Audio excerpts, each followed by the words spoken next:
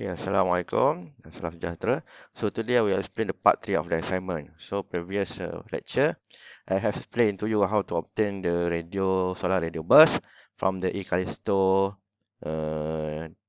server or eCallisto website or database. So from the eCallisto, it's provide in the medium range frequency of radio bus.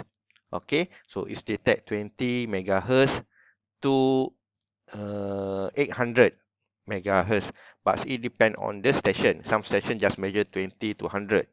Okay, some station it can measure 40 up to 800. So it depends on the station you choose.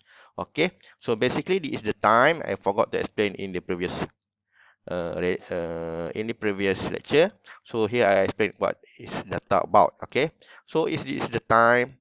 Okay, this is the frequency is measured. So in 1 minute so they measure this range of frequency, so it measures simultaneously. So let's say 1916, so it's measured from 100 megahertz to 20 megahertz. So they measure for the all frequency, okay, at that time, and then they represent the data in color, okay, in color. So the blue color meaning that a very low intensity, the red color meaning that the high intensity, okay, the white color is the most high intensity.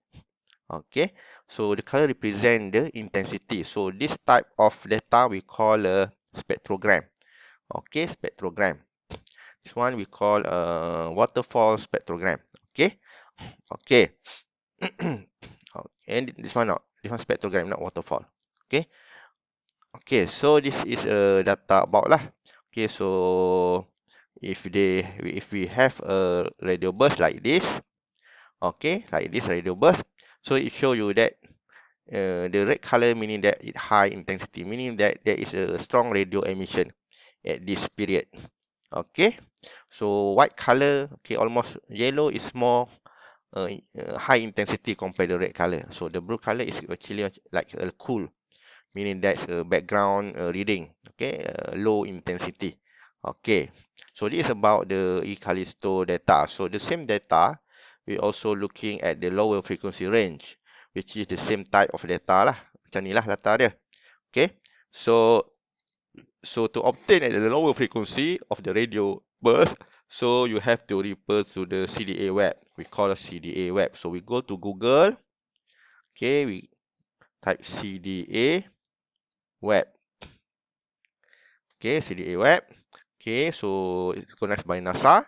Okay, in CDA web, it provide a lot of data. So there are many satellites here. You can choose to obtain the data you want. Okay, so basically if you choose the satellite, okay, here it's provide not good quality of picture lah.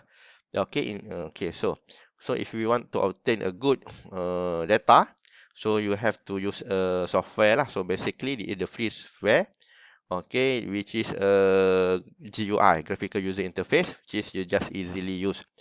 The rest is you have to IDL, you have to go use coding. Okay, this one is not. Okay, you just go here autoplot.org. Okay, and then so it will channel you to autoplot.org. So you click the installation.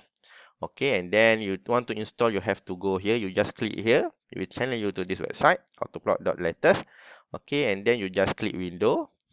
Okay, and then you have to save. Okay, you have to save, and then you click. And after you click, it will install in your computer. Okay, so after install the computer, so you search autoplot in your computer, and then it will display this. So you just click autoplot. Okay, okay, this is the interface of the autoplot. Okay, so we want a data for the CDA web. So we click here, we go web CDA web. Okay, we channel you to there. Okay, so it takes time or depend on the computer because they are connecting to the server from the NASA. Okay, so this is the list of the instrument in the database of CDA. Okay, so because the radio is measured by wind satellite, so we are looking for wind. wind satellite. So WIND, wind. So here they use W. Okay, so this is the wind satellite. Okay, so this basically we want. Okay, it's measure radio and plasma wave. Okay, the satellite. Okay, so we click here. Okay, okay, choose here. Okay, so you just click here. Okay, date range we can change later. I will show you how to change the date. Okay, so you just plot. Okay, so the plotting is depend on the your connection and also the computer. Okay, because it's plot from the they take data from the server. Okay, this is for the frequency range 1.1000 something to 14,000. So it has two sensor here. Okay, this one we call red one sensor, which is 1075 to 14, almost 14 kilohertz. Okay, so another one, they also have another sensor, which is red one. Okay, plot below, we plot at the bottom. Okay, we just expand that. Okay, so this is at the lower frequency. Okay, so this frequency is from 20 kilohertz to 1040 kilohertz. Okay, so how to change date? You just go here and then you can put your date. Okay, so because from previous example, so we observe the flare 1915 to 1930, 15 May 2019. So 15 May 2019, 15 May 2019. May is 05 2019. Okay, and then you click. Okay, after you put 15 May 2019, so you just click here. Okay, change to date that you want. Okay, so it will plotting. Okay, this one for the whole day.